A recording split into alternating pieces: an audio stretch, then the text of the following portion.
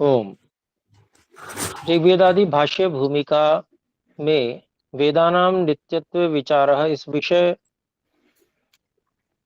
को हम स्वाध्याय कर रहे हैं और इस विषय में वैशेषिक दर्शनकार महर्षि कणाद जी के द्वारा भी वेदों का नित्यत्व कहा गया, ये विषय, इस विषय पे हमने पिछली कक्षा में स्वाध्याय समाप्ति की थी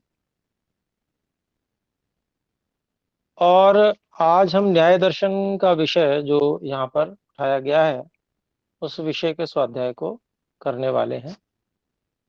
तो मैं आरंभ कर रहा हूँ। यथा स्वीकीय न्याय शास्त्रे गौतम मुनिरप्यत्राह मंत्रायुर्वेद प्रामाण्याच्च तत्प्रामाण्यमाप्त प्रामाण्यात्। ये न्याय दर्शन के दूसरे अध्याय प्रथमानिक सूत्र का सूत्र 67वां है। अस्यायमर्थः तेषां वेदानां नित्यानां ईश्वरोक्तानां प्रामाण्यं सर्वैः स्वीकार्यम्। कुतः? आप्तप्रामाण्यात्।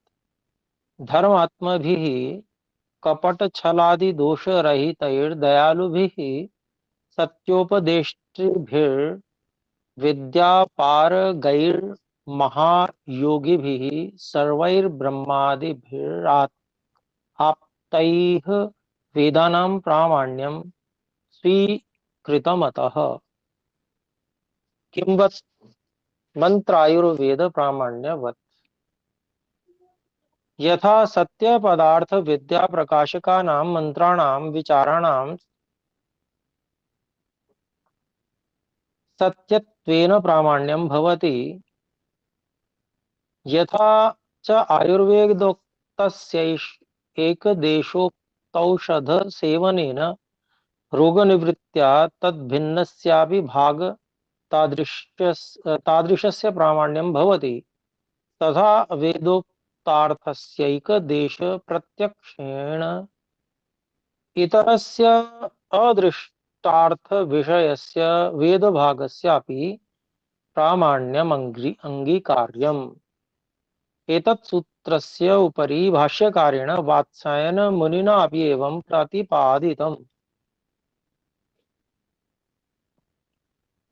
दृष्टि प्रवृत्ति सामान्याचानुमानम् य एव आप्ता वेदार्थानां द्रष्टारः प्रवक्तारश्च त एव आयुर्वेद प्रवृत्तीनाम् इत्यायुर्वेद प्रामाण्यवत् वेद प्रामाण्यमनुमातव्यमिति।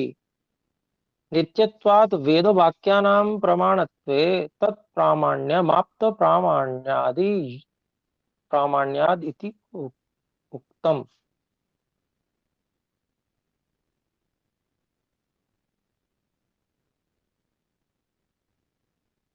अस्य अयम अभिप्रायः। अब यहाँ पर जो ये वात्स्यायन मुनि जी ने बात कही है भाष्य में, क्योंकि वात्स्यायन मुनि जी का भाष्य न्याय दर्शन के सूत्र पे मिलता है, उसका जो यहाँ पर उद्धरण लिया है स्वामी जी ने, उसका अभिप्राय लिख रहे हैं। यथाप्तोपदेशस्य प्रामाण्यं भवति तथा सर्वथा आप्तेन ईश्वरेण उक्तानां वेदानां सर्वैराप्तैः प्रामाण्येन अंगीकृतत्वात् वेदाः प्रमाणम् इति बोध्यम्। अतः ईश्वर विद्यामयत्वात् वेदानां नित्यत्वमेव उपपन्नं भवति इति दिक्।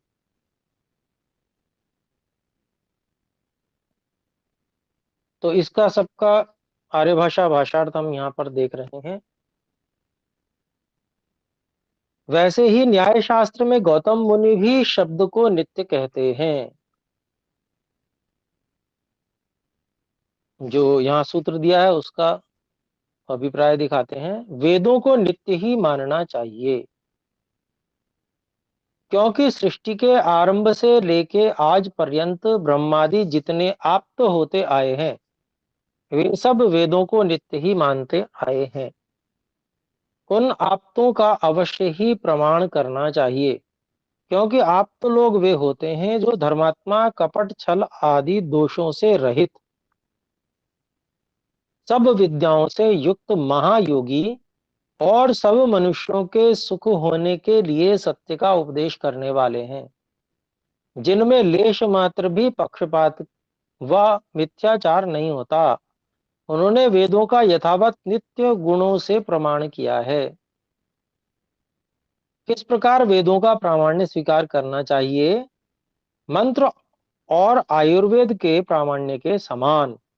जैसे सत्य विद्या, पदार्थ विद्या के प्रकाशक मंत्र, विचार सत्य होने से प्रमाण माने जाते हैं, और जैसे आयुर्वेद वैदिक शास्त्र के एक देश में कहे औषध और पथ्य के सेवन करने से रोग की निवृत्ति से सुख प्राप्त होता है, वह जैसे उसके एक देश के कहे के सत्य होने से उसके दूसरे भाग का भी प्रमाण होता है, इसी प्रकार वेदों का भी प्रमाण करना सब मनुष्यों को उचित है, क्योंकि वेद के एक देश में कहे अर्थ का सत्यपन विदित होने से उससे भिन्न जो वेदों के भाग हैं कि जिनका अर्थ प्रत्यक्ष न हुआ हो, उनका भी नित्य प्रमाण अवश्य करना चाहिए, क्योंकि आप तो पुरुष का उपदेश मिथ्या नहीं हो सकता।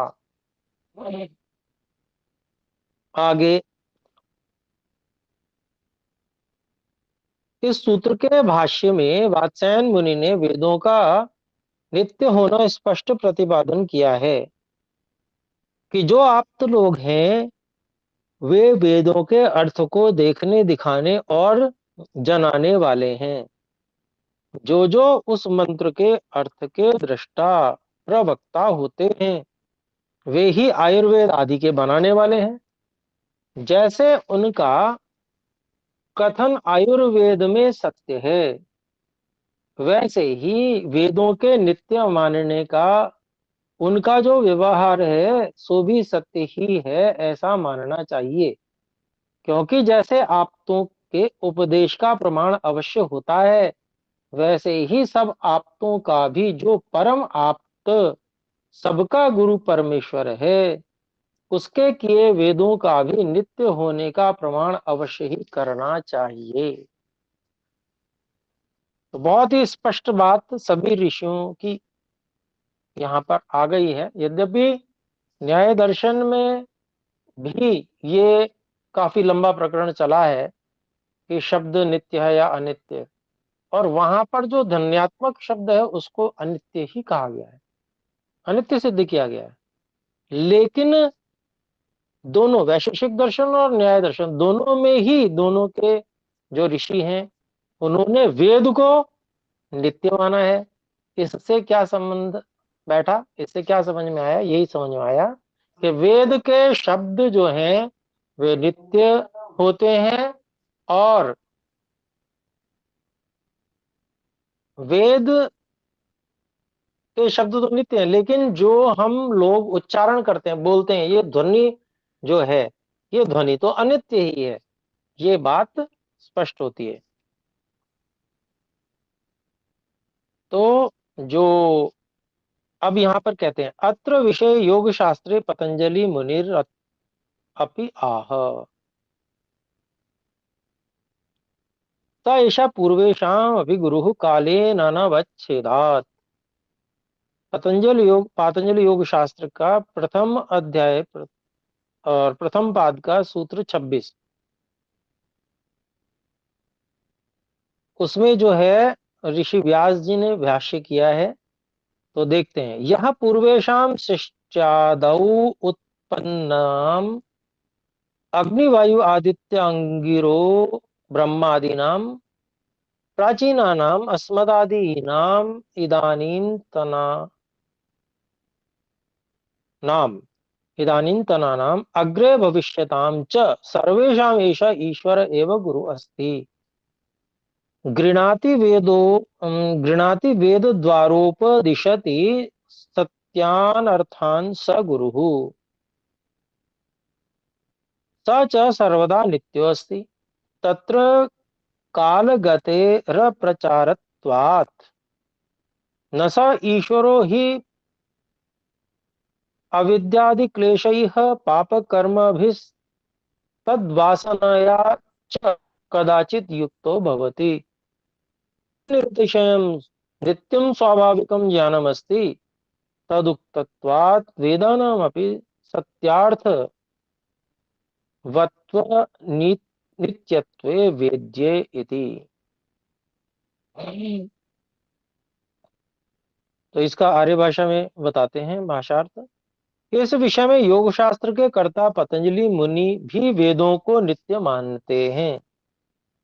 तैषा पूर्वेशम, जो ये सूत्र है उसके विषय में लिखते हैं, जो कि प्राचीन अग्नि वायु आदित्य अंगिरा और ब्रह्मा आदि पुरुष सृष्टि के आदि में उत्पन्न हुए थे, उनसे लेके हम लोग पर्यंत और हमसे आगे जो होने वाले हैं उन सबका गुरु परमेश्वर ही है। क्योंकि वेद द्वारा सत्य अर्थों का उपदेश करने से परमेश्वर का नाम गुरु है।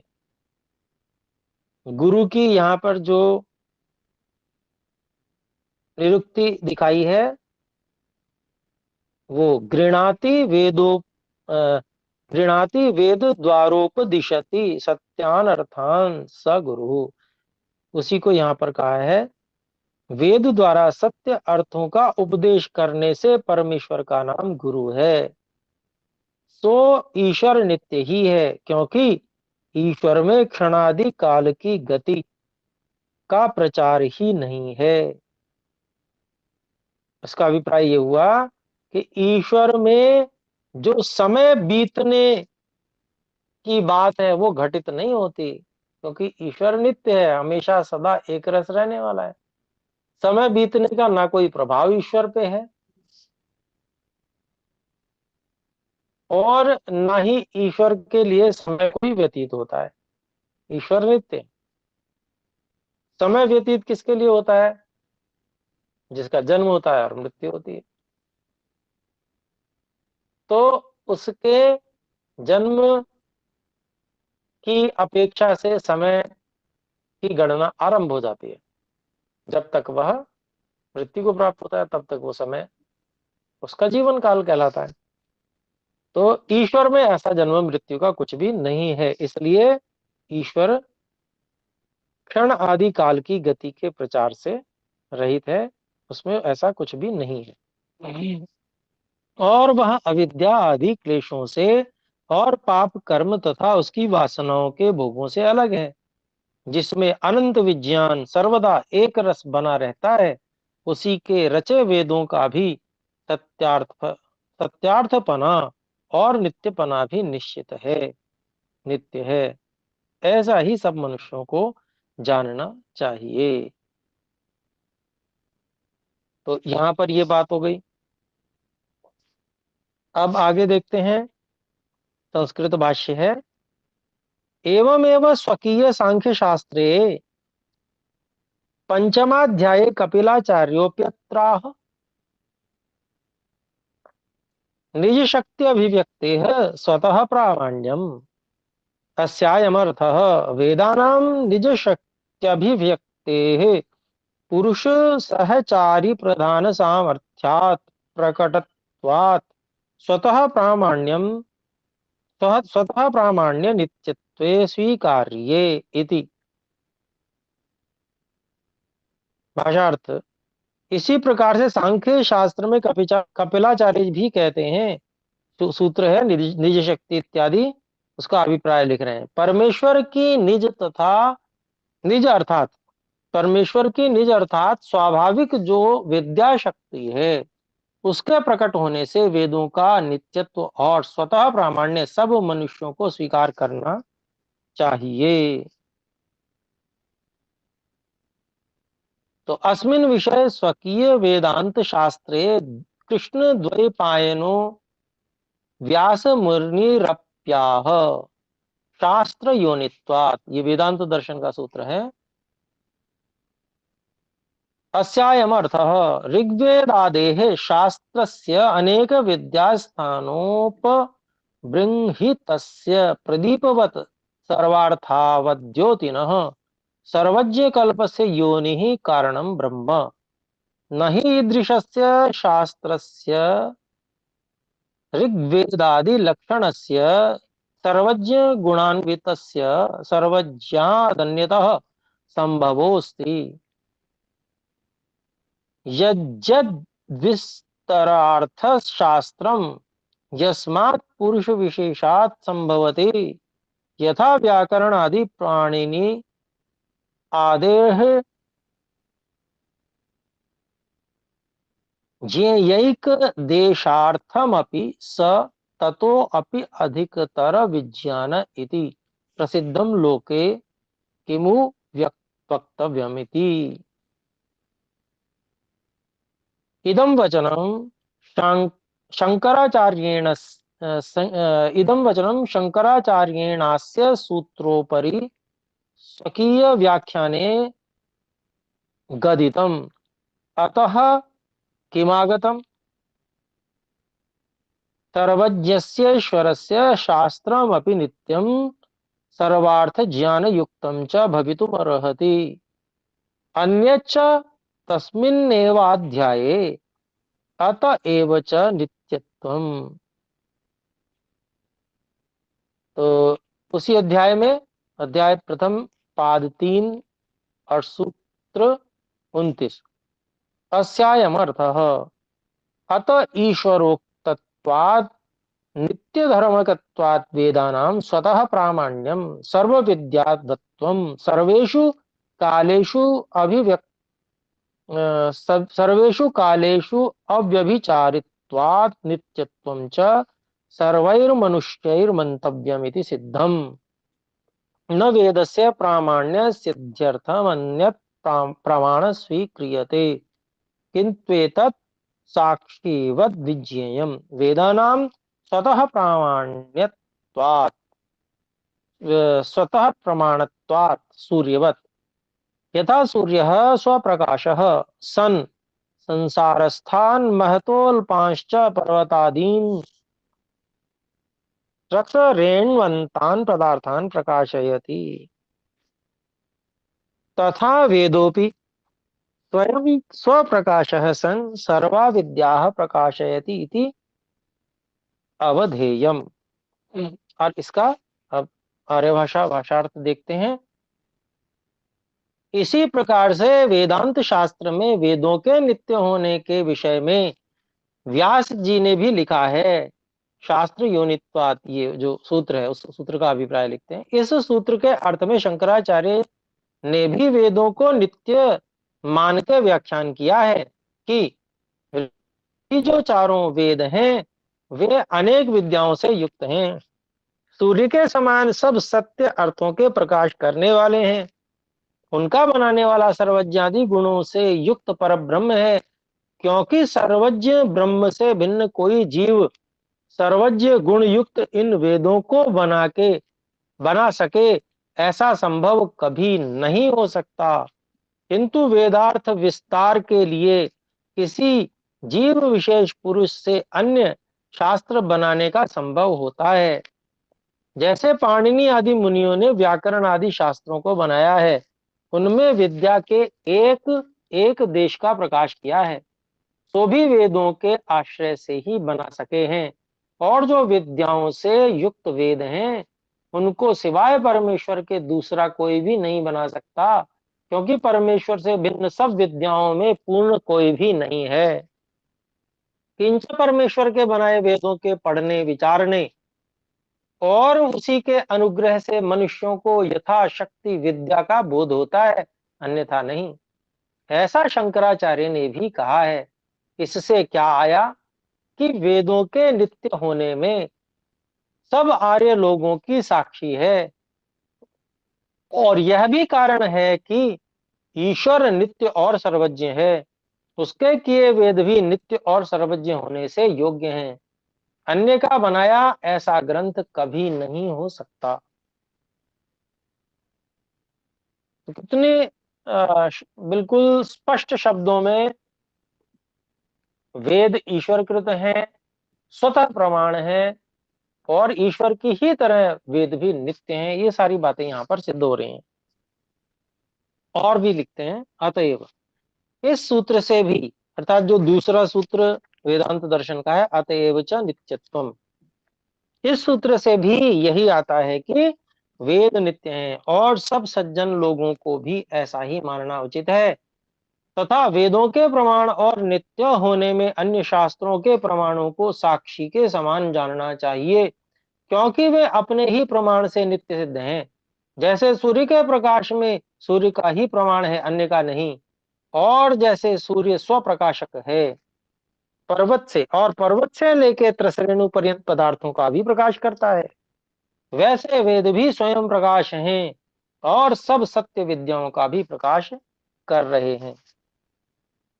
तो ये बात भी बड़ी सुंदर यहाँ पर बहुत अच्छे से स्पष्ट हो गई कि जैसे सूर्य स्वप्रकाश स्वरूप है, अर्थात अपने प्रकाश से स्वयं ही सूर्य को जाना जाता है, और सूर्य अन्य वस्तुओं को भी दिखाने में कारण बन रहा है, ऐसे ही वेद भी जो है अपना प्रकाशक स्वयं, अर्थात अपनी विद्याओं को जनाने वाला और स्वतः प्रमाण है, और अन्य सब सत्य विद्याएं भी इसी में से प्रकाशित हो रही हैं। आइए आगे देखते हैं।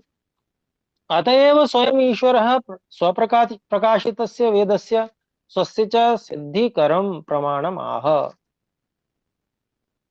वेद मंत्र है यजुर्वेद के 40वें अध्याय का 8वां मंत्र। ओम सपर्यगाच्छुक्रमकाय भभ्रणमस्वाविरं शुद्धमपाप विद्धम कविर्मनीषी परिभुः स्वयं भूर्याथा तथ्यतोऽर्थान् व्यदधात् शाश्वतीभ्यः समाभ्यः।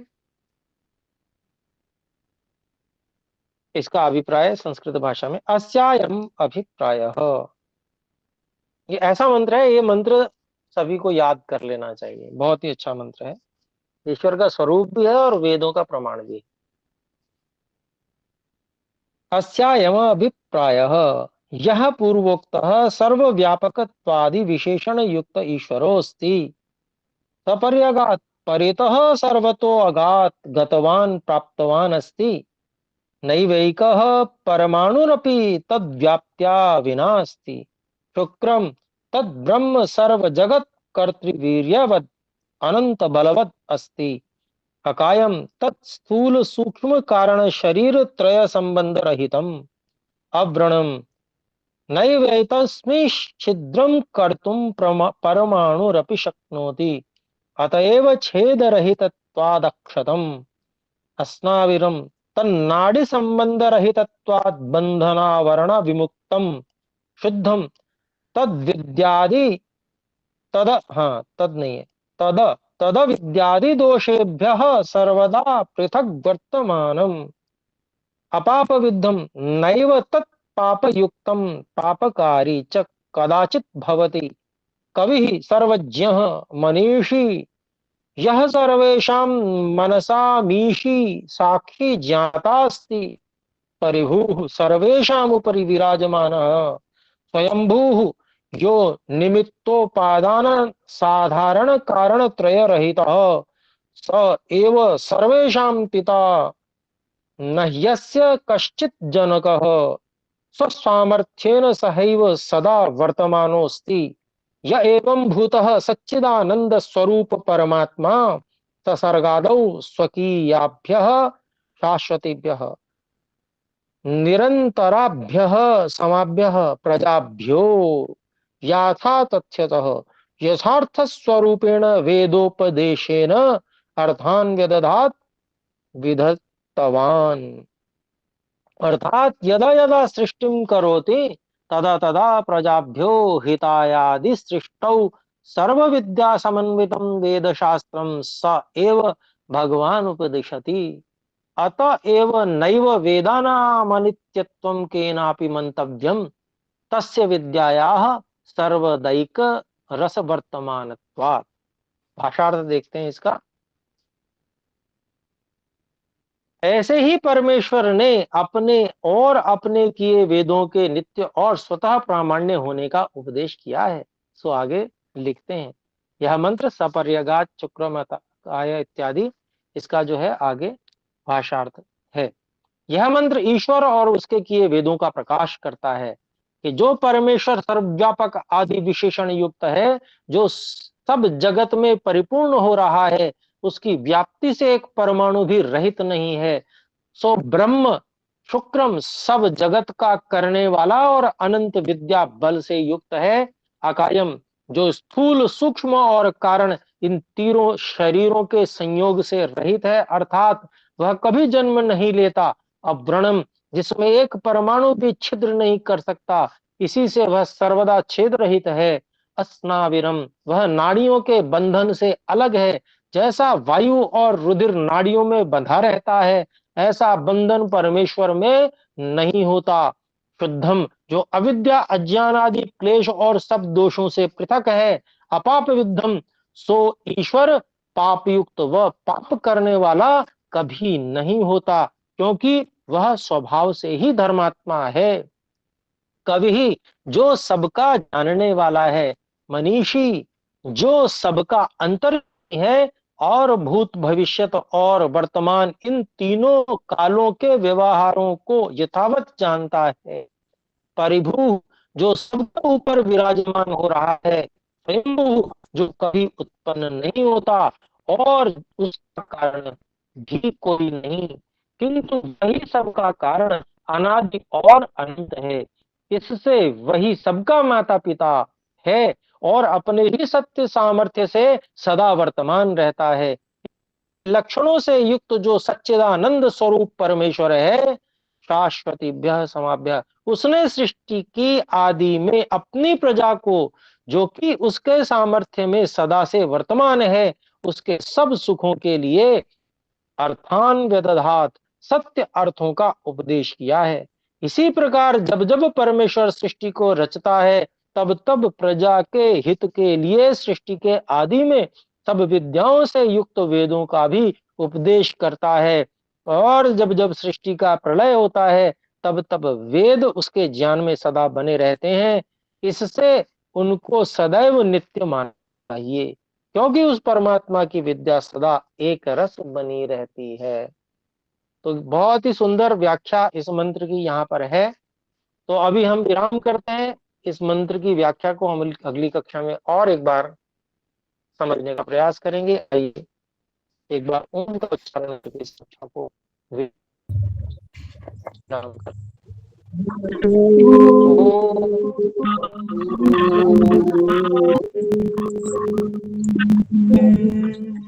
सभी को सादर धन्यवाद महोदय।